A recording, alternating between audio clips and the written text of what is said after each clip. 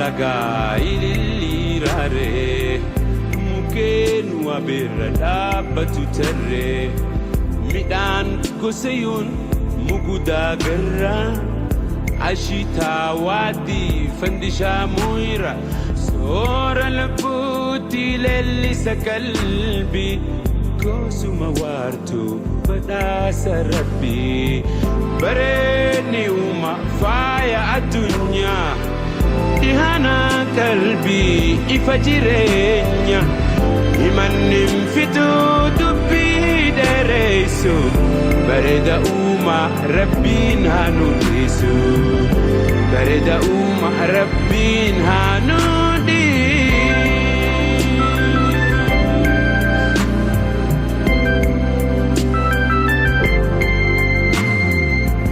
mar'ata sawaa himimsuu fardaa gammoojjii qabee fuula hubaddaa daaramii logaa. Hello and welcome to the weekly edition of Voice of Oromia, coming to you on Fresh Air Radio, KFAI 90.3 FM Minneapolis and 106.7 FM St. Paul. Khuni torbanira guyyaa tokko alada dilbata yookiin sanbata guddaa sa'a 5 fi jaajiddu afaan Oromootiin qophaa'ee Fresh Air Radio 90.3 Minneapolis fi 106.7 St. Paul irraa gara keessan kadabru sagantaa sagalee Oromiyaati. dhaggeeffattoota sagalee Oromiyaa jaalatamoo akkam ooltan har'a guyyaan waxabajjii 28 barri 2020 qophii har'aa keessatti waa'ee Oromiyaa Global Forum irraa haasa'uudhaaf jiraannaa isiisan takka takkaan ibsuudhaaf tattaafannaa walumaa galatti walleedhaanis osuma isin bohaarsinuu beeksisa adda addaatiin illee osuma isin waa yaadachiifnuu sa'a takkitti tanaaf ballamni keessan sagalee teessan sagalee Oromiyaatii wajjin akka ta'uun isinaaf heera.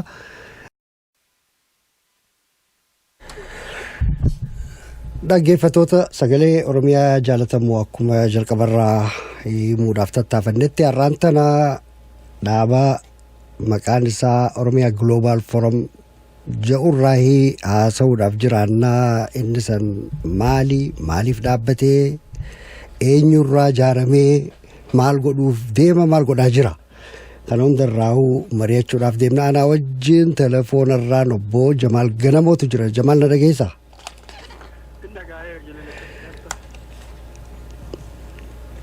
Tole ayyee gaarii niin dhagee anilleen akkumaan jalqabarraa jeetti dura maaliif maqaan isaa maali maqaan dhaaba kanaa Oromiyaa Global Forum kun maquma isaatirraa jalqabnu maal jechuudha? Ayyee galatoomii Abdul Jaliil hiree kana naa kennuu keetii fi ana qofatootti walumaa galatti iyyuu warra waan kana hojjetaa jiru hundaa. Oromiyaa Global Forum maqaan kuni wanni akkanatti moggaafneef Global jedhu sadarkaa addunyaatti jechuudha. Oromiyaa ka jedhu immoo waan Oromiyaa warra haasoo jechuudha. Forum jechaan immoo waltajjii marii bakka namoonni waan Oromoo fi Oromiyaa irratti yaadaa fi yaaddoo qaban wal gahanii walitti maratan jechaadha. Yaaddoo fi yaadni kun immootu hundeensaa biyya teenya keessatti akkuma namni Oromoo martuu beeku waggaa 150 dabre kana guutuu Oromoon ajjeefamuu, hidhamuu, saamamuu, mana isaatirraa buqqifamuu, manni irratti gubachuu, dubartiin isaa humnaan gudeedamuu, biyya isaatirraa baqachuu kanatu deemaa jira waggaa kan guutuu isaa. So Oromiyaan rakkoo guddoo keessa jirti. Kan ammoo sadarkaa addunyaatti beeksisu sagalee keenya ol kaasu uummata keenya akka sagaleen biyya keessatti ukkaamameef warri addunyaa sadarkaa addunyaa irra jiran kontinentiidhaan yookaan ammoo iyyuu fagoo addunyaa kana guutuu Awustiraaliyaa haa ta'uu, Eeshiyaa haa ta'uu, Afrikaa haa ta'uu, Awurooppaa haa ta'uu, Noord Ameerikaa haa ta'uu sadarkaa addunyaatti neetwoorkii jabaa qabaannee uummata keenyaaf biyya keenyaaf Oromiyaadhaaf dubbachuun irra jira kan jedhurra Oromiyaa Global Forum kan jedhu kana maqaa kana moggaafanne jechaadha. Afaan Oromootiin waltajjii marii Oromiyaa idil addunyaa kan jedhu qabna. Galatoomii Jamaal yoomi gaafni inni dhaabbate yookiin immoo akkatti evolve godhe qabamoo akkatti ol guddachaa dhufee sadarkaa tana ga'e qabamoo yoomi gaafni inni yaadni kun jalqabee dalagaarra ooluunsaa yoomi? Yaadni jalqabee baay'ee turee jira.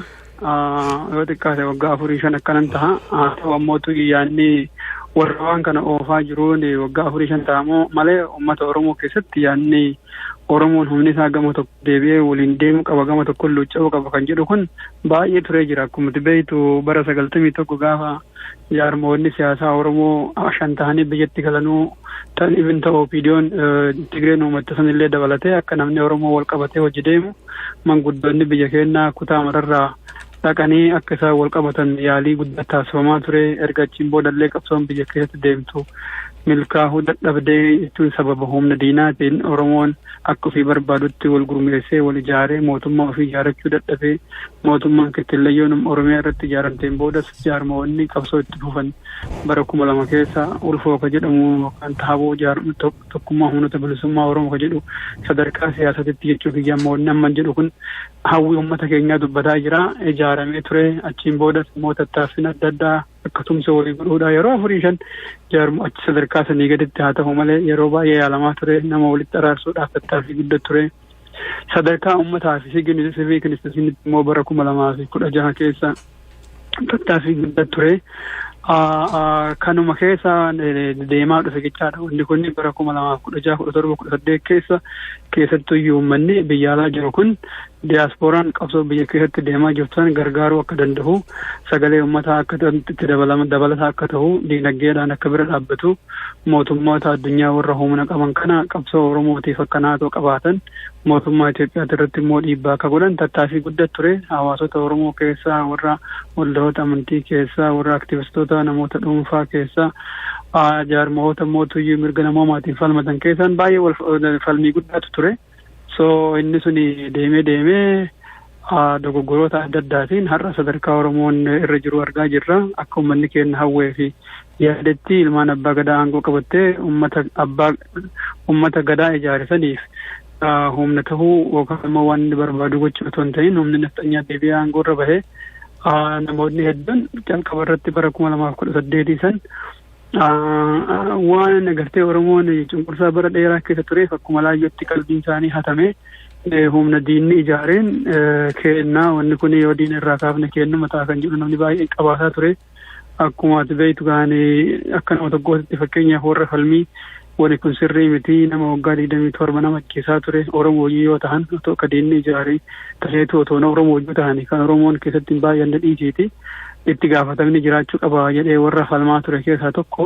So gaafa namni akkasitti xiqqoo si gammadee dhiichisaa ture sanii baay'ee gammachuun qabu ture maaliif qabsoon tenni tun meebii gara hamaa deemuun malti kan jedhu baay'ee yaaddoon natti ture. So warri duubatti hafnee analaayiz godhaa turre torbanii wal gahaa turre jechaadha. Waggaa lamaan kanas aga deemaa ture aga dubbiin tun deemaa turte maaltu deemaa jira dhugaadhaan waan uummanni keenya barbaadu san tahaa jiramoo tahaan jiru kan jedhu kana akkuma nama birootti guyyaan jala deemnee torbanitti immoo yeroo tokko wal geenyee wajji haasaa turre ifaalee godhaa turre warra aangotti dhufes Abiyyii fi Lammaafillee dhuunfattis iimeelii isaaniitti arginee akka sadarkaa mootummaattis duubaan namuma isaan waliin qunnamtii qabaniin jara keenya karaan isin deemtan kun isiniifis akka nama dhuunfaatitti illee seenaa keessaniif hin tolu uummata keenyaafillee hin tolu karaa irra deemtan kanallee qajeelfadhaa dogoggorri kun isinis hallayyaa naqee uummata keenyaaf saba biraallee walitti buusuu waraana fiduu danda'a kan jedhu tattaaffii guddaa gochaa turre. Jaarmoota Oromootiif isaan jidduttis immoo akka nageenyi uumamu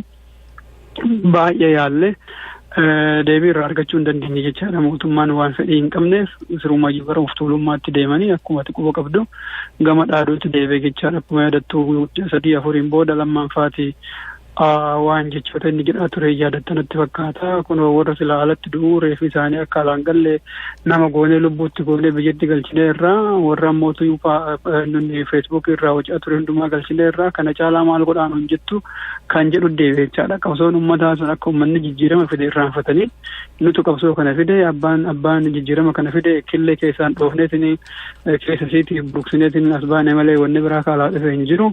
Waggaa 27 guutuu itti cincinee nutu jijjiirama kana fide kanaafuyyuu namoonni biraa hin qufinaa kan jedhu kanatti deeme sirumayyuu komaandi poostiidhaan uummata waraana irra kaa'anii waan deemaa jiru namni hundumtuu ni argaa. Kana tireendii kana akkuma inni babal'ataa deemuun walitti deemuu calqabne jechaadha. Dura gara bara 2017 kudha jaha san keessatti gara jaarmaa 11 taaneeti mootummaa irratti dhiibbaa godhu kaayaalaa turre dhalaa adda addaa barreessinee World Bank mallaqa diinagdee mootummaa kanaaf hin kenninaa kan jedhu mootummoota biyya gurguddaa kana agartee mootummaa kana gargaartan ta'e rakkoon uummata keenyatti irra gahaa jiru kun diinagdee keessaniin faayinaansii isin gootaniin rakkoon kun gahaa jira kan jedhu ture.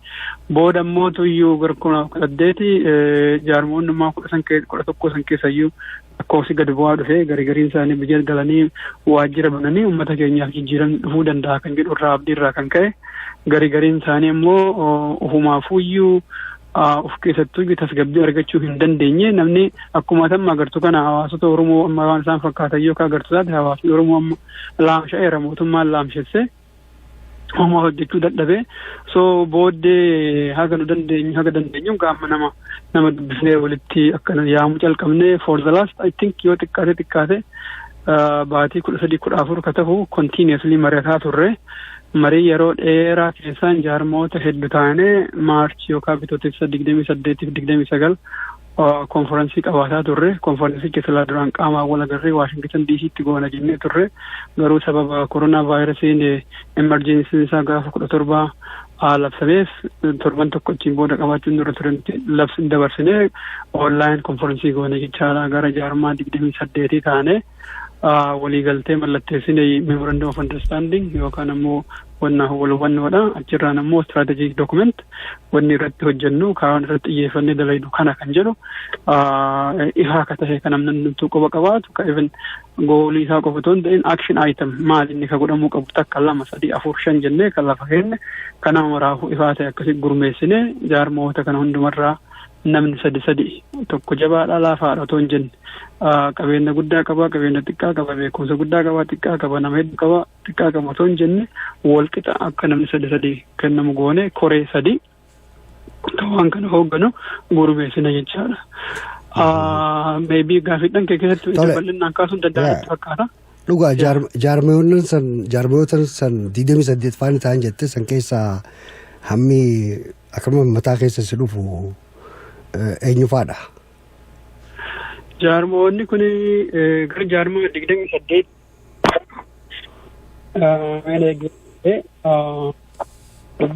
dubbisuyyuu yaala. Jaarmoonni kun hedduun isaanii jaarmoota mirga namoomaatiif yeroo dheeraa falmaa turanii hedduun isaanii immoo achiin booda jaarmoota warra waldahoota amantiiti. Isin dubbisa maqaa isaanii tokkoffaa alfaabeetiidhaan taa'ee tartiiba qubeetiin taa'an ta'eef irraa calqabee agasiitti deemaa hin dubbisa. Advocacy for Oromiyaa Awustiraaliyaadhaa kan jiraatu Bilaal Oromoo Daawaa Center as Minnesota.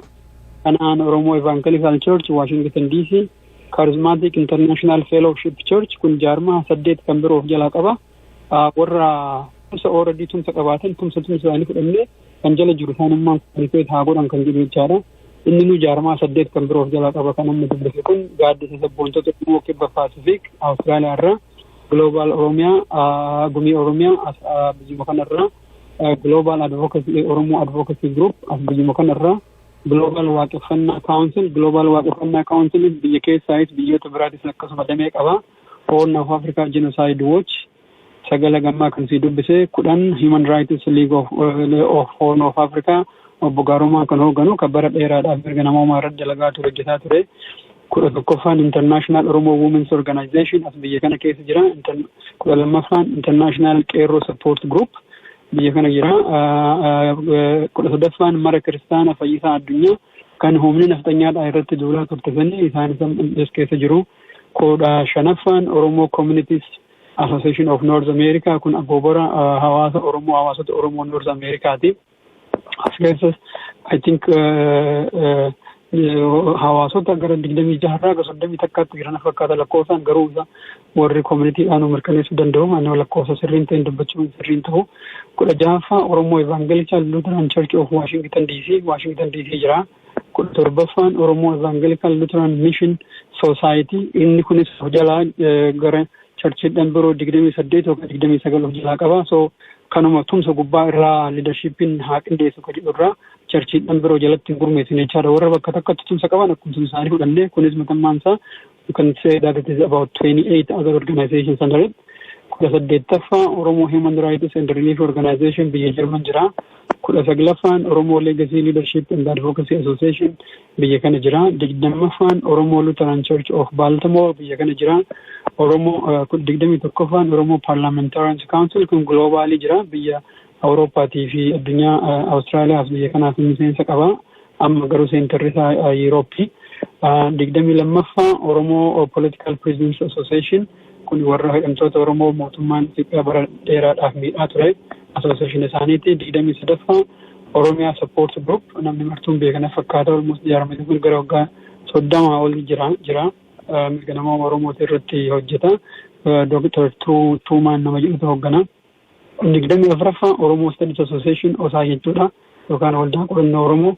25ffaa Tawfiq Islamic Center as magaalaa keenya kana jira. 26ffaan Union of Oromo Communities in Canada tumsa jaarmoota hawaasota Oromoo Canadaati.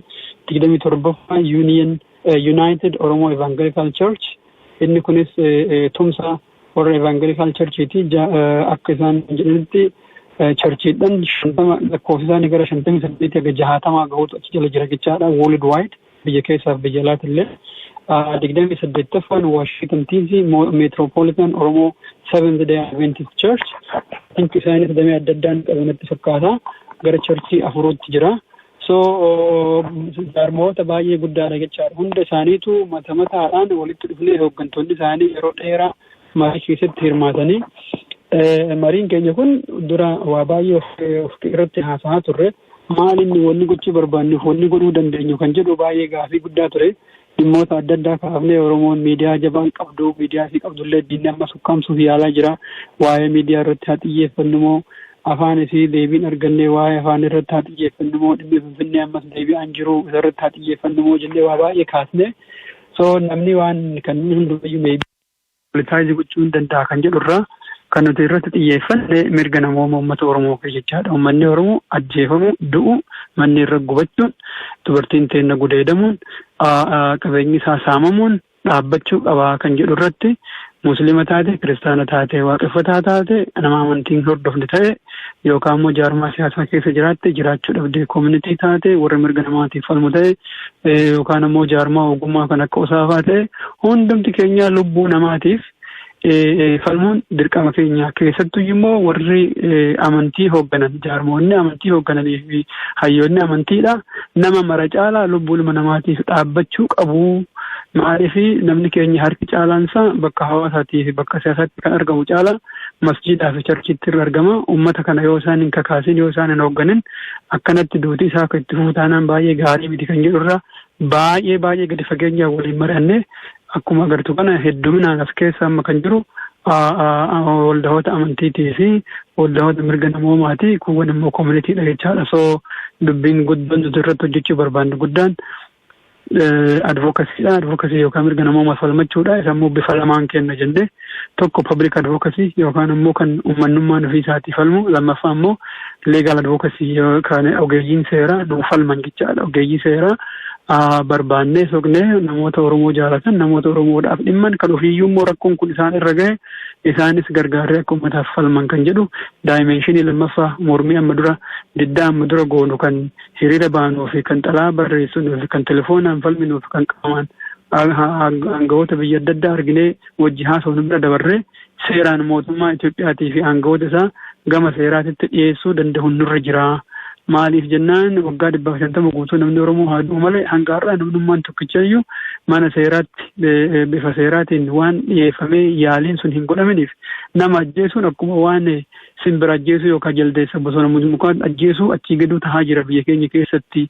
Namni waan seeraan hin gaafatame sodaata akkayyuu qabu nama ajjeesee akkuma barbaade jiraata. Sirumaa caalatti ajjeesuudhaan aangoo dabalachuu barbaada waan ta'eef wanni kun akka dhaabbatu bifa seeraatiin falmachuu qabna kan jedhu irratti xiyyeeffannee hojjanna jennee. So I'm very hopeful namni as keessa jiru kun hundumtuu jigaa waan guddaa godhuu hin danda'a kan jedhu abdii qaba jechuudha. Hayyee reefuun tana waa'ee action itemii fa'aa jechaa turte maal warra priority wal duraa duubaan kan keessan qabdan isan keessaa maaltu ammatti yeroo dheeraadhaatti wanni hojjetamu dhaaba kanaan? Baay'ee bareeda. Advocacy keessatti waan 5 kan irratti xiyyeeffanne jenne action itemii lafa kenne. Tokko nama ajjeefamu, nama hidhamu, nama qabeenya isaatirraa buqqa'u akka Harargee Wallagga Baale keessatti miliyoonaan namni uummanni keenya buqqa'e jechaadha. So tuutni tokko warra advocacy keessa jiraate kan irratti dalagu. Waliigalatti cinaan tokko ajjeechaa namaa mass grave kan amma kun jumlaadhaan nama ajjeesanii wannatti haran kana kan nama waraabessa nyaachisan dubartii humnaan gudeedan kanarratti waan lubbuu namaa qofa laaluu irratti xiyyeeffata. Inni lammaffaadha hiriira qindeessuun nurra jira yoo jenne world wide gurmuun kana qindeessus Oromoo network godhe yookaan ammoo waan Oromoon qabdu kana hundumaa walitti qindeesse hiriira qindeessuunis lammaffaadha. Sadaffaan xalayaa barreessuudha. Yeroo xalayaa barreessinu amma jaarmoota 28 siilakkaa'e kana qofa otoo hin ta'in heegareedhaaf jaarmoonni hedduun yeroo nuti dabalaman 50, 60, 70 dhibba gahuu danda'a jechaadha sadarkaa addunyaati. Maqaa Global Oromiyaa Forum kanaan yeroo barreessinu warri xalayaa kanarratti mallatteessu hunduma ta'a. Maaliif yeroo mootummaa tokkotti erginu yoo jaarmaa tokkicha qofa arganii fi jaarmaa 50, 60 yoo argan kasanuu mootuu akaakuun isaa yookaan aynaan isaa adda addaa kan charchiin keessa jiru, kan masjidni keessa jiru, kan mirgi namoomaa keessa jiru, kan hawaasni keessa jiru yoo argan abbicha xalayaan bira ga'u sanattuu ni ulfaata jechaadha dhimma uummataa gana bal'atuu dhiisee bira taruun. So tokko xalayaadhaan falmuudha. Siriira siin jedheera xalayaadhaan falmu siin jedheera. Inni biroo immoo miidiyaadhaan akkamiin falmina. Fakkeenyaa fi sagalee keenya waraabne sagalee uummata keenyaa waraabne kan waraabame san jaarmoota mirga namoomaatti falmanitti mootummaa kana gargaaranitti ergina. Inni biraa immoo telefoona fuunee fakkeenyaaf Washington DC White House'itti bilbiluu yoo nurra jira ta'e guyyaa akkana sa'a akkanaatitti addunyaa guutuu irra bakka akkanaa bilbilaa jennee lakkoofsa uummata keenyaa hirree globally addunyaa guutuu irratti yeroo tokko ta'a jechaadha. So inni kun public action kan jenne sadi kan amma takka namni godhu kun immoo uummata buqqa'e kana liistii isaa funaanoodha. Fakkeenyaaf miliyoonni meeqa biyya keenya keessa gara miliyoonni 3 buqqa'ee bakka isaan jiran hin beeknu, waan isaan ta'an hin beeknu, namootuma rakkatu qofa wannaa irraa qilleensa irraa argina jechaadha. Liistiin kun sirriitti beekamuu qaba, bakki isaan gahan beekamuu qaba, namoonni dhimma kanaaf itti gaafatan ammoo gara seeraatti akka dhiyaatan gochuu danda'u nurra jira jechaadha. Daataan nuti funaannu tokko guddaan isa kana ta'a. Inni biroo ammoo naannoo Finfinneetiif bakka biraatitti illee uummanni keenya lafa isaatirraa buqqifameera. Poolisii yookaan imaammata mootummaa uummata keenya irraa buqqisuudhaaf tolfate irraa kan ka'e lafti Oromoo gurguramtee kan humnaan buqqifame san qofan jedhu beekte kan miliyoonaan buqqifame. Kan naannoo Finfinneetii fi bakka biraa irraa buqqa'e eviction from land and property kan jedhu. Innis kophaa isaatitti falmii birooti jechaadha. Inni biroo ammootu waa'ee barattoota Oromooti. Barattoonni Oromoo akkuma yaadattu biyya isaaniitti irratti Oromiyaa keessatti akka hin baranne lafa nyaaphaatii fi lafa silaa isaan itti ajjeefamuu danda'anitti 35,000 ol ramadamanii ijoolleen meeqa reeffa isaanii galee namni reeffa isaaniitirraa namni lubbuu isaan irraa waa dubbatu tokkichi hin jiru. Kadharaa akka kijibaa ijoolleen butame jedhanii paarlaamaa sadarkaa paalaasii mootummaa Dr. Abiyyi Gahuutti maatii yaamanii waan isaan ta'an hin beeknu ammoo isinii barbaanna sadarkaa jedhu gahechaadha. Kan Oromoo kan lubbuudhaan du'e kan reeffi isaa fe'ame garuu namni isaa irraa waa dubbatu hin jiru. So kunis action itemii keenya keessaa gurguddaan kanneen ta'a jechaadha. So xiyyeeffannoon keenya guddaan lubbuu namaa baddu. Qabeenya uummata keenya humnaan buqqa'eetiin bakka inni jiru hin beekne. Isammootu qabeenya humnaan irraa saamame. Barattoota Oromoo kan yuunivarsiitii keessa ari'aman kan lubbuun ajjeefaman kanneen irratti xiyyeeffannee daataa isaa funaanne afaaniin himachuu kun akkana ta'e jechuu osoo hin ta'in daataa qabatamaa isa kanaan sadarkaa addunyaatitti bakka silaa dubbiin barbaachisu seeraan mootummaa gaafachiisu aangawoota dhimma kana keessatti hirmaatan gaafachiisu ufiifummoo odeeffannoo san hawaasa keenya keessatti qulqulluu ka ta'e kan nama ifuu galu akka ifaa ta'etti lafa kaa'uudhaan kan irratti dhimmoota kanneen irratti xiyyeeffannee hojjennaa kan jedhu jechaadha. So it is very very concrete waan qulqulluuf ifaa ta'e irratti deemuu barbaanna. Inni biroo immoo ka keessaa irraanfatamuu hin qabne ammas environmental degradation akkuma beeytu mootummaan Itoophiyaa kun warri aangoo irra jiru ofii sooromuu qofa waan barbaadaniif lafa keenya summeessanii jiran bishaan keenya summeessanii jiran albuunni ba'u kun ijoollee Oromoodha kan miilaan naafaa kan ijaan jaamaa naannoo Gujiitti waan ta'aa jiru agarreerraa qabeenyi Oromoo kun yommuu saamamee namoota biraa harka galaa jira eenyutu qabeenyi Oromoo kana saamee harkaa qaba ijoollee sabni keenya immoo akkamitti waan isaan dalagan kanaan naannoon qilleensa akkamitti badaa jira jireenyi hawaasaa maa akkamitti miidhamaa jira kan jedhu environmental degradation yookaan mootuyyuu kunuunsaa naannoo irratti illee badii deemaa jirtu. We have got scientists warra saayinsii kana qoratu warra beekumsa gurguddaa qabu warra neetwoorkii biyya alaatiif biyya keessatti walitti qabuun hojjennee addunyaa guutuu irratti kunoo sadarkaa yeroo silaa ilmi namaa addunyaati irratti naannoo kunuunsuu fi jireenya namaa akka wayyaa godhu irratti mootummaan Itoophiyaa immoo akkanatti imaammata hin taane uummata keenya balleessaa jira barbadeessaa jira kan jedhu tokko Oromoon akka hubatu lammaffaa immoo addunyaanis akka hubatu falmuudhaan jechaadha wanni kana goonuuf maaliifi wanni nama haasa'u kun martuu mirga namoomaatiin waliidhama. Lubbuun namaa yoo naannoon kunuunsa naannoon gaariin jiraatin hafuuraan ukkaamee du'a jechaadha. Heegireedhaaf immoo dhaloota hedduu keessatti biyyi teenya ni baddi hiyyummaatti gara hiyyummaatti deemte jechaadha. Kana hundumtuu jireenya namaatii wajjin waan walii hidhamuuf mirgi uummata Oromoo biyya ofii jiraatu irratti kabajamuu qaba. Oromoon hegereen isaa jaamaa fi duudaa yookaan ammoo laamshaa kan dhalatu ta'uu hin qabu. Fayyaa ta'uu danda'uu qaba kan jedhu waan walii hidhamuuf akkasitti action itemii lafa kenne ifaa akka ta'e irratti dalaguuf deemaa jirra jechaadha. Tole hedduu galatoomii hagaan maanta namoonni harkaa jiru irra caalaan isaa dalagaan teessan waa'ee advocacyidhaa fi human rights and of course waa'een environmental degradationis sanuma keessatti ilaalamu danda'a. Dhaabni kun is it non political jechuudha moo maal jechuudha bakka tana?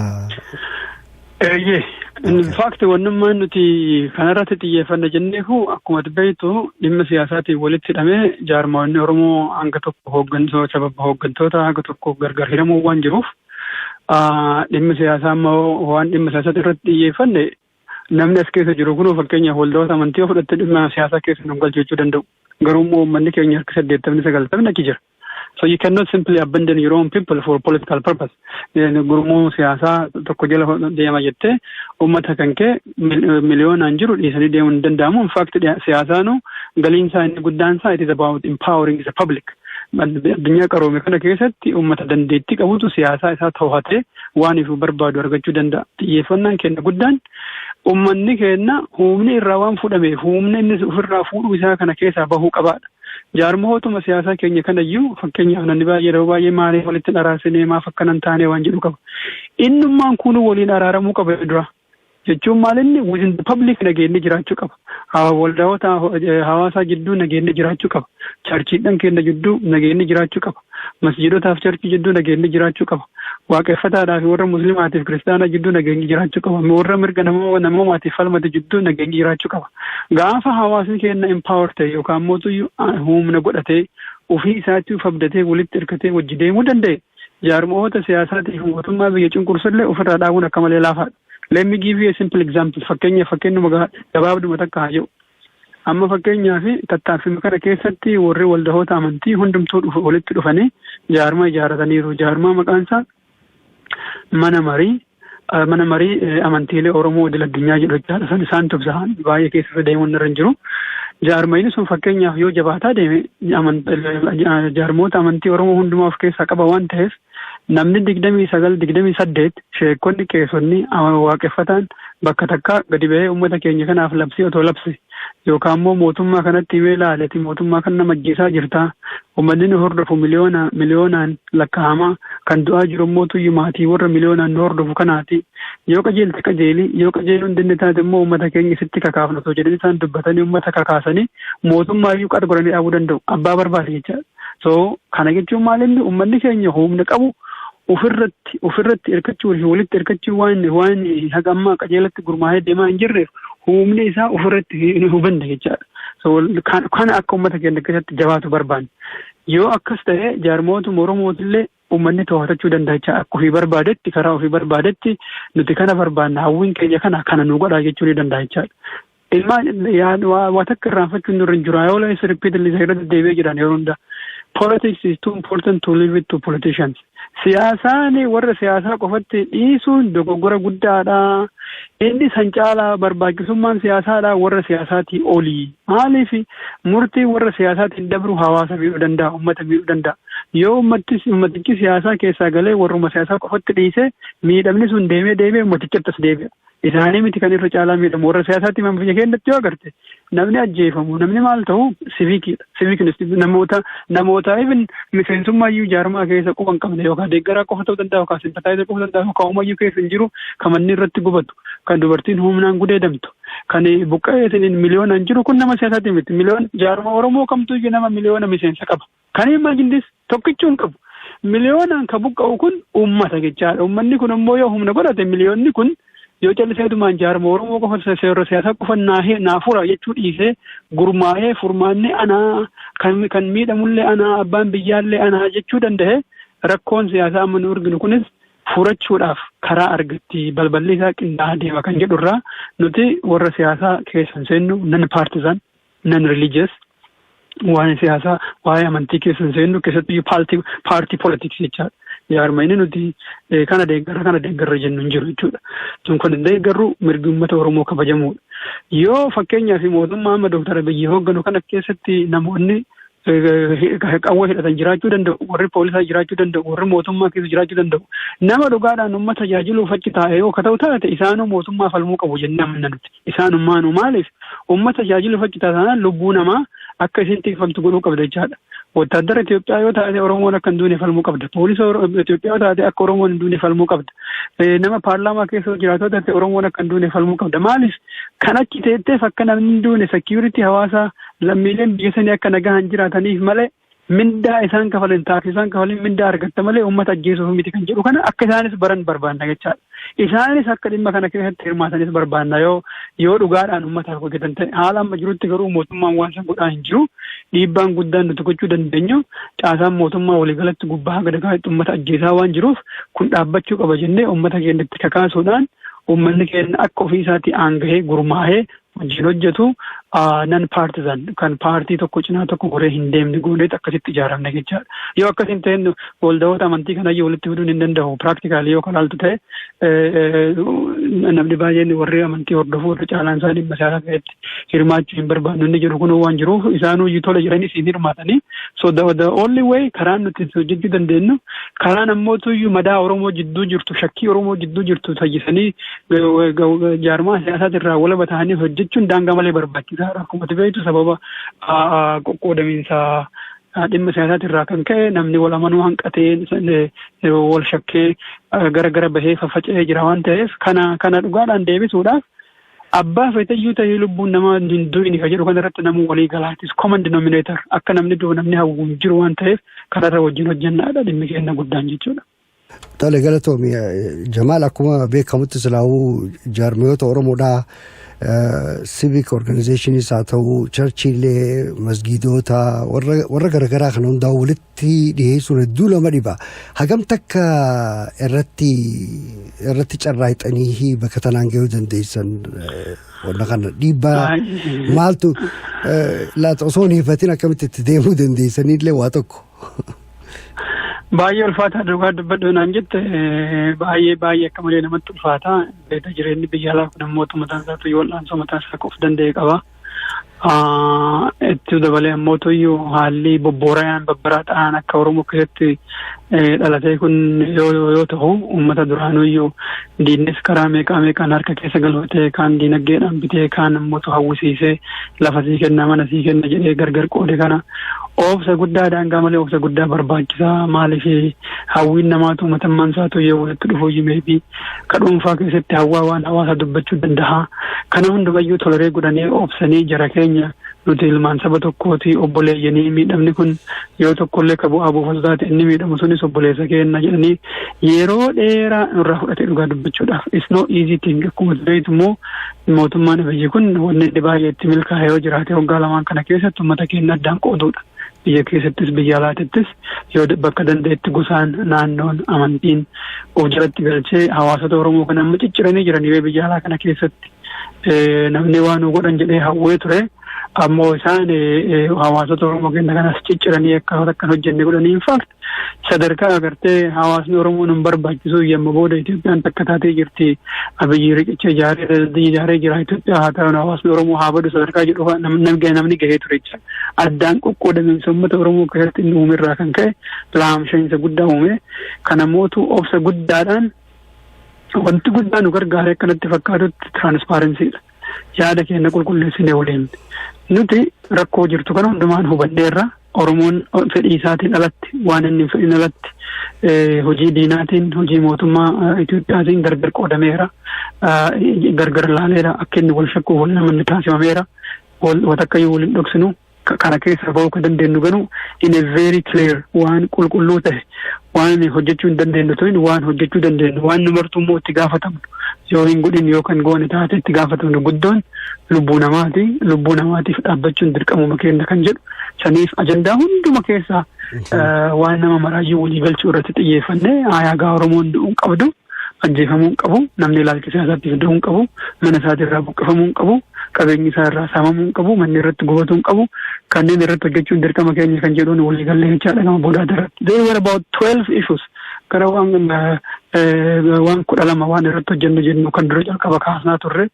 cuunfinee dhumarratti gaafiilee jiru kana hunda keessa namoonni nu gargaaran illee baay'eedha warra akka Profeesar Ismaa'eel Abdullaahi fa'aa agartee namoota bebbeekaa gurguddaatu jira bebbeekota Oromoo kanatti baay'ee keessatti hirmaatanii istiraatejii dokumentii warra qopheesse keessaa Profeesar Ismaa'eel nama tokko inni immoo waa'ee liidarshiippii fi orgaanaayzeeshinii kanarratti muuxannoo guddaa qaba akka ijaaramu karaa nutti agarsiisaa kan ture guddaan tokko isa jechuudha.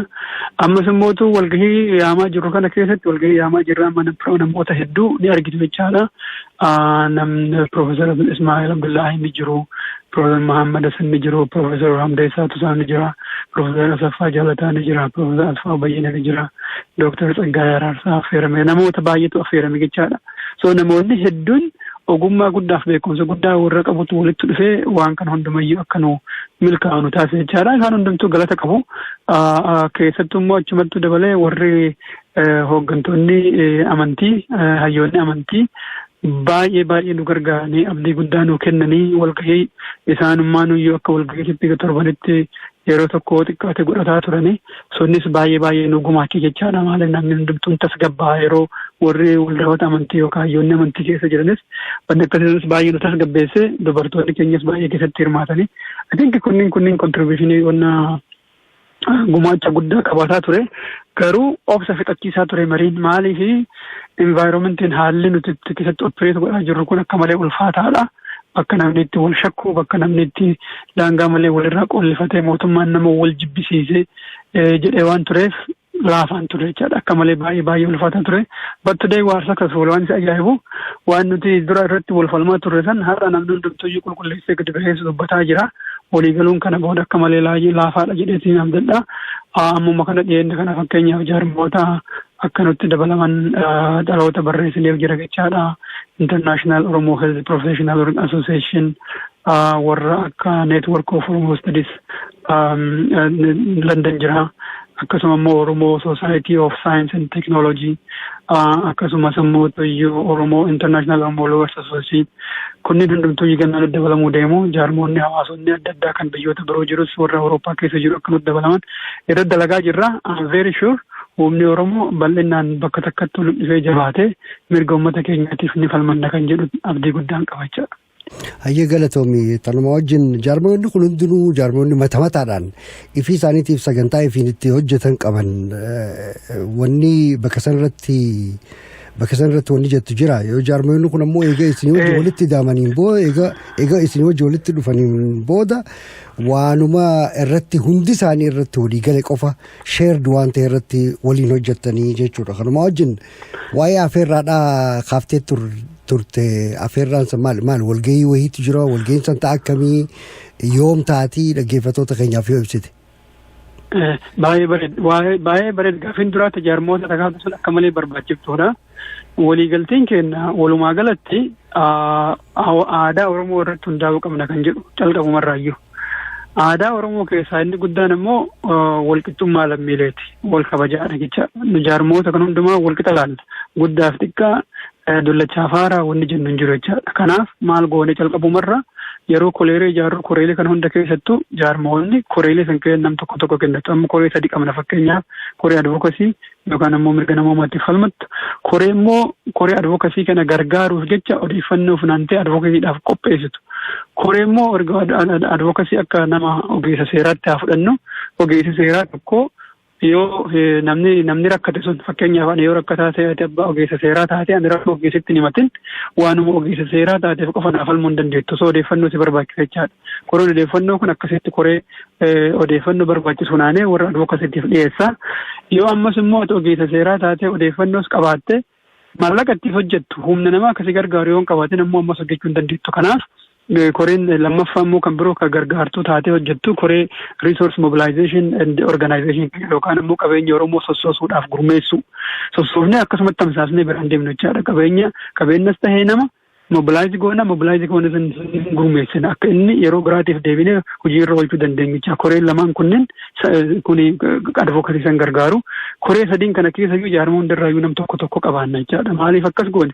Tokkoffaa jaarmaa inni martinuu abbaa akkatti ta'u waan hojjetamaa jiru. Murtiin dabru bakka hundattuu yeroo dabru jaarmaa inni martu waliigalteedhaan akka murteessu. Cinaan murteessee cinaan keessaa akka nafne. Lammaffaa immoo walqixxummaan jaarmaawwataa akka jiraatu. So jaarmaan hundumtuu walqixa argaa, walqixa murteessaa, walqixa itti gaafatamas qabachaa boodarra. Inni biroo kan irratti waliigallee walqixxummaa kana biratti dabalatee bilisummaadha jechaadha. Jaarmaan martuu akeeka ofiif dhaabbatee kan duraan gurmaa'ee fakkeenyaaf churchiin yookaan masjidni waan ofii duraan dalagu san itti ufuuf akkuma jirutti. Yoo jaarmaa kana keessa mootummaa tumsa kana keessa jiraachuun naan hin malu barbaadu jedhes yeroo barbaadetti keessaa ba'uun mirga. Maaliif dirqama namni hojjechiif waan hin jirre jechaadha. Fedhiidhaan walitti dhufnee fedhiidhaan dalaynaa uummata keenyaaf dhaabbannee hojjanna jennee waliigalle malee si dirqeetiin as keessatti si teessa kan jedhu hin jiru jechaadha. So yaanni lama. Tokko walqixxummaa, lammaffaan bilisummaan aadaa Oromoo keessa jira, hawwii Oromoo keessa jira, uumaa ilma namaa keessa jira. Waan Oromoo qofa keessa jiru osoo hin ta'in rabbi nuyyuu ilma namaa kana bilisa godhee karaa dogoggoraa fi karaa sirreellee lamaanutti agarsiisee sirriin kana dogoggoraan immoo kana bilisaati immoo kan barbaadde keessaa filachuu dandeetta jedheen ilma namaa uume waan ta'eef nuti nama tokkoyyuu hin dirqinu, nama tokkoyyuu hin sodaachifnu, nama tokkoyyuu agartee yoo ati waa'ee Oromoo keessatti maatiin gaafa Oromiyaan bilisa baate kana taata jennee namni sodaachifnu jiru jechaadha. Nuti namni martuu waan itti amanu dalagee uummata keenyaaf akka bu'aa buusu barbaanna. So the principle is simple. Akka gadaatitti egalitarian society lammiin isaa walqixa ta'e, kan lammiin isaa bilisa ta'e san irratti hundoofnee hojjanna jennee.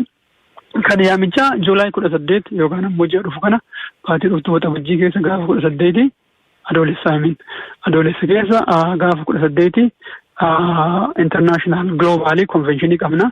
Waan amma dura hojjetaa turree fi heegareedhaaf hojjechuu barbaannu irratti uummanni keenya akka nurraa beeku barbaanna. Erga gurmoofne amma baatii bitootessa April June July almost ji'a afuraffaaf deemaa jirra. Haga amma uummatatti gadi baasne amma garuu uummatattis ibsinee hojii keenyas fuulduratti hojjetaa deemuun nurra jira. Kanaafuu guyyaa san convention launching convention jenneeniitiin maqaa isaa moggaafneerra guyyaa calqabatti uummata keenyatti beeksifnu ta'a. Keessummoota baay'ee qabna. Waldaawwan amantii keessaa akka ammatiin jedhe kana amantiilee gurguddoo keessaa nama afur akkas qabna. Dubartoota keessaa warra yaangii kanneen keessa nama baay'ee qabna. Profeesorota keenya keessa nama baay'ee qabna. Sani filaayeriidhaaf annaawunsimentii keessa yookaan beeksisa keenyatti qamma baasuu deemnaa yeroo gabaabaa keessatti namni waan kana dhagahu hundumtuu akka irraa hirmaatu barbaanna. Zoomii irraan ta'a garuu baafnu feesbuuk irratti maxxansinaa, weebsaayitii irratti maxxansinaa, ayyaantuu irratti fakkeenyaaf maxxansamuu deema. Akkasumas mootuyyuu feesbuukiin namoota dhuunfaas akkasumas kan keenyas akka jaarmaatti qabu hundarrattuu ni maxxana. Namuu akka hordofuu barbaanna. Miidiyaalee Oromoo kan jiran kan hundarrattuyyuu beeksisa kenna ni baafna. Achirrattis akka linkiin ittiin seenan mana keessa ittiin seenan akka maxxanfamu ni goona. Namuuyyuu miidiyaalee Oromoo isaa hordofu, feesbuuk isaa hordofu, bakka silaa vaayibarii fannaa akkasii kominikeeshinii qabus yoo ofii argate hiriyoota isaatti kontaaktii qabu hundumaa akka dabarsu gaafanna. So we want to have thousands of people online. So Juulaay 18 ganama sa'a 11 akka asiititti akka Minnesota sa'a 11tti calqabaa akka 12tti Washington DC. Walgahiin keenya namoonni keessummoonnis hedduu waan ta'aniif yoo xiqqaate sa'a 4 deema jennee yaanna. Maybe achirrallee caalaa ta'uu danda'a akkuma hirmaannaa uummataatitti. So kana karoorfanneerraa namni hundumtuu warra waan yaamicha kana dhagahu akka nu hirmaatan barbaanna. Imeelii isaa siif ergaa kontaaktii warra qabnu hundaatillee ergi. nama hundumaa nuuf facaasaa asumaan sillee affeeree jira namoonni biroos asumaan affeeramanii jiru warri waan kana dhaggeeffataa jiran akka hirmaatan kabajaa guddaadhaan gaafadha. Tole waa'ee kanarratti ammas wanni inni gaafachuu barbaadu tokko maali inni kun jaarmeenii kun eega advokeesii ta'ee eega nan paartiizaan ta'ee gaaffii lama ta'e walitti hidhaadha biyya keessaa hoo laata birkii tolfachuudhaaf jiraatamu akkamii san biraas dabriiti warri yeroo ammaan tana mootummaa saniif hojjetan hoo karaa ittiin miseensa ta'an qabanii waan akkasii dhaggeeffattoota keenyarraa dhiyaachuun isaanii jira ati maal jetta? Kana garuu asiin dura irratti mari'attanii waan akkanaa? Irratti mari'anneerra akkuma duratti siin jedhe nuti otoo mootummaa sirrii ka ta'u taate mootummaan biyya keenya nama ajjeesuu hin qabu. Maaliif hojiin mootummaa inni guddaan nagaa lammii tiksuudha.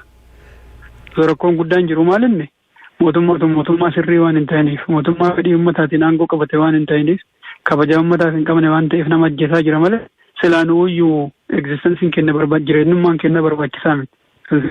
Hojii mootummaa ta'a jechaadha mirga ummataa tiksisuun akka namni duune akka hin hidhamne akka hin ajjeefamne akka qabeenyi isaan saamamne akka manni irratti hin gubamne akka dubartiin Oromoodhaa humnaan hin gudeedamne godhuun silaa hojii mootummaati.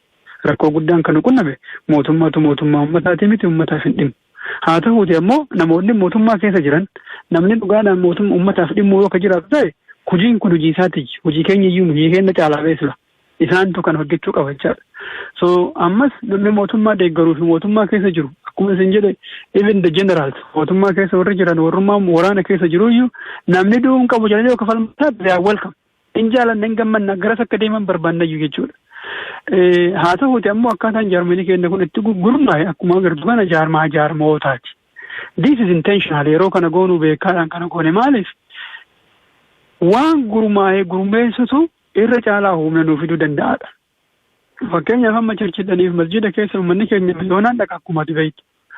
Nam tokko nama walitti harkisuun yeroo dheeraa sirraa fixa.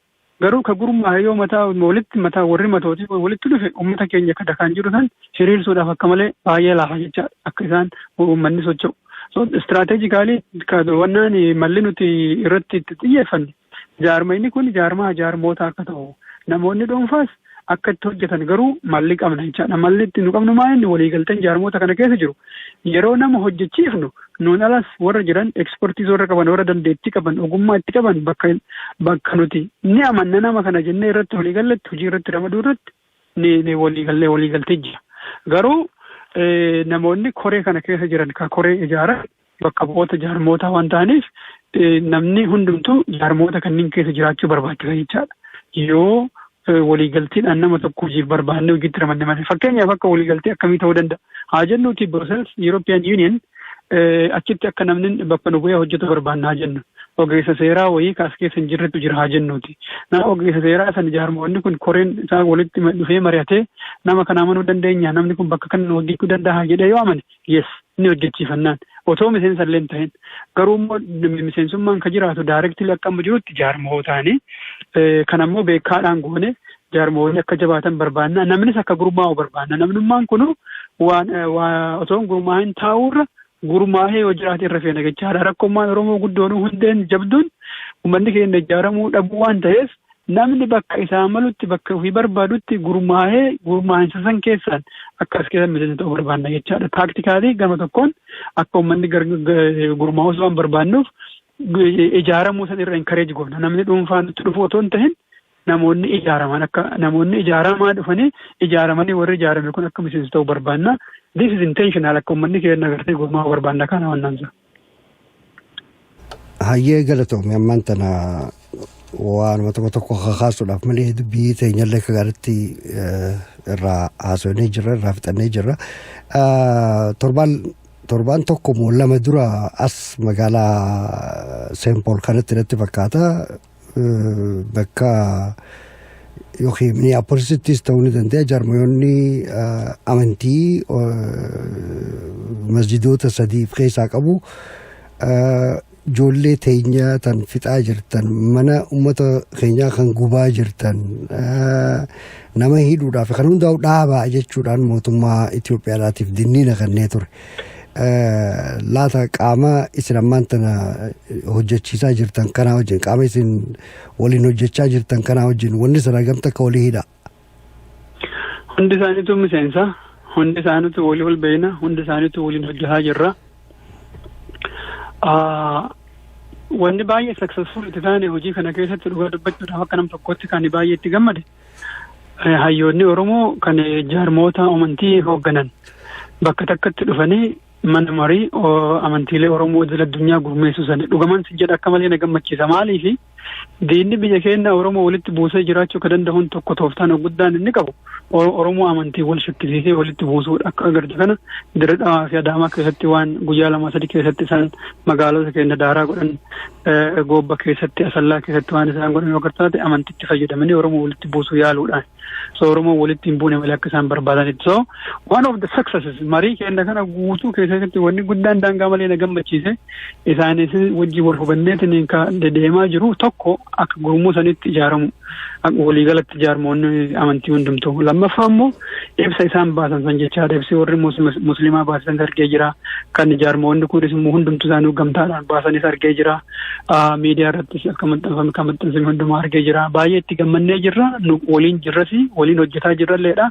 Hundi isaaniitu gurmuu kana keessa jirulleedha. In fact gaafa amma Juulaay 18 jedhe san hundi isaanii dhufanii bakka sanitti ibsa kennuu deemuu nu wajjin waliin nama hundatti dubbata jechuu otoo hin ta'in waan namni lakkoofsaan akka malee baay'ee ta'es waldahoota amantii hunduma keessaa nam tokko waldahoota amantii otoo hin ta'in amantiilee afran jiran keessaa nam tokko fudhannee isaan hundumtuu yaada kennuu deemu achirratti uummanni arguu deema.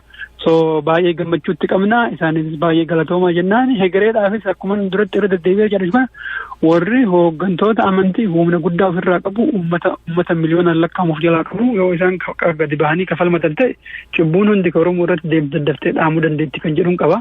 So we are together wajji jirraa wajjin hojjenna.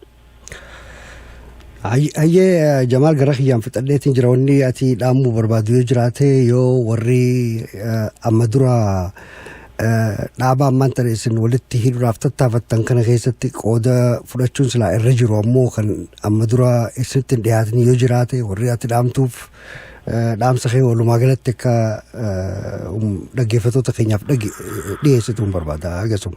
Okay, dhaamsi kiyyaaleeniin maal si fakkaate akkuma duratti irra deddeebi'ee jiraatu keessattuu waggaa lamaan dabre kana infaakti Oromoo gargar qooduudhaaf karoorri hojjetamaa ture 2005 irraa jalqabeetti gaafa qinijjiitiidhaaf wayyaanee wal loltu san irraa jalqabee akkamitti Oromoo ija jaamsinaa akkamitti gargar baafnaa kan jedhu kun karoora guddaadhaan fuula 45 kan qabu dookumentii duraanuu baasanii baasii isaanii keessatti hiranii duruu harka nu gahee ture argannee turre. So isa sana irratti yeroo dheeraadhaaf hojjetanii hooggantoota siyaasaa haa ta'u wallistoota Oromoo haa ta'u hooggantoota waldahoota hawaasa Oromoo haa ta'u qalbii isaanii keessaa bitanii lafa isinii kenninaa mana ijaaradhaa koottaa jedhanii bu'aa isaaniitiin bu'aa namaatiin jecha bu'aa dhuunfaa kan argadhuun hawaasa keessaa yookaan funaannu ta'e hawaasichi jajjaamaa hooggana keessaa yoo baafne gara deemuu wallaala kan jedhu kanaan baay'ee nurra hojjetaa turanii. Kan ammootu namni caalatti itti malkaa'e wayyaanee caalaa wayyaaneen agartee jarri waan nama kennan ta'iniif nama Oromoo hin ta'iniif namni baay'een otoo isin akkasii yaaltuu irraa fagaataa ture. Kanatti immoo kan milkaa'ee Oromoo gargar diiguu kana irratti milkaa'e Dr. Abiy jechaadha. So wanni sun immoo baay'ee dogoggora guddaa akka ta'e namni keenya argee jira. Amma sadarkaa irra jiru irratti xiyyeeffachuudha. Amma bakkeen nu jirru sirni kun akkuma jirutti sirna nafxanyaati. Dr. Abiy nafuu haa qaban malee pirezidantiin biyyattii nafxanyaadha. Olaantuun mana seeraa nafxanyaadha.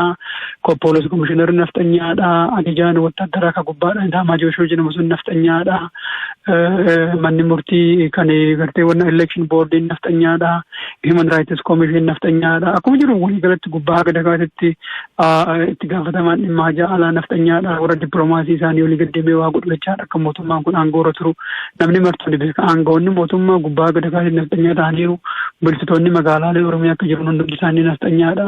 So humni kuni waan waggaa 150 amma duratti nurratti hin dalagin caalaa amma duratti dalaguuf qophaa'aa jira. Maaliif Oromoon akka dammaqee biyya ofii dhuunfachuu barbaadu waan arganiif uummata dammaqame kana yoo sirriitti adabnee yoo sirriitti tumne malee of duuba nuu deebi'uu hin deemu. Waggaa 150 dura iyyuu wanti nuti dogoggorre akka reed indiyaa yookaan ammoo uummata biyya Ameerikaa biyya isaanii irratti saamamee kunoo farsomaafonni aduu kana gochuu dhabuu keenya kan jedhu kana karoora kana waan deemaa jiraniif Oromoo balleessuuf sirriitti irratti qophaa'aa jiru. So Oromoon amma waan of keessaa hundumaa dhiisee dogoggora amma dura hojjennu hundumaa dhiisee dogoggora san keessaa bahee wal qabatee gama tokkotti luucca'uu qaba. Waamichi keenya guddaan kana jechaadha. Namoonni mootummaa kana seetanii isinitti fakkaatee waan nu toluuf inni fakkaatee deeggaraa turtanis amma waan hundumaa agartanii jirtan waan ta'eef yaadni keenya gama tokkotti luucca'ee akka sabaatitti akka uummataatitti mirga keenya wajjin falmannoodha.